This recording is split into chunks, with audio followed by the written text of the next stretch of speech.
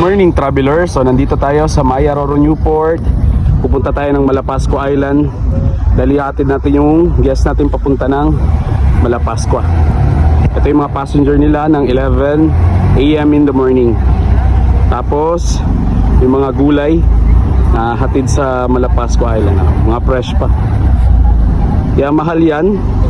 May patong konti dahil meron rin bayad sa bangka. Ito yung pinaka port area. Yun yung pinaka Maya Old Port. Then yung bago ngayon, yan yung Maya Roro Newport. Okay. Alis na kami. Ikot lang yung bangka papunta dito. Ganyan.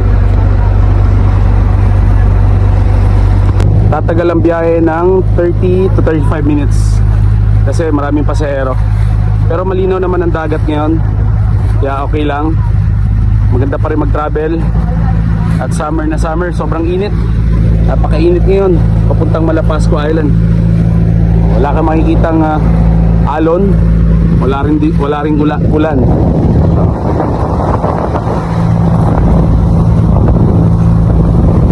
Maayos na maayos ang panahon.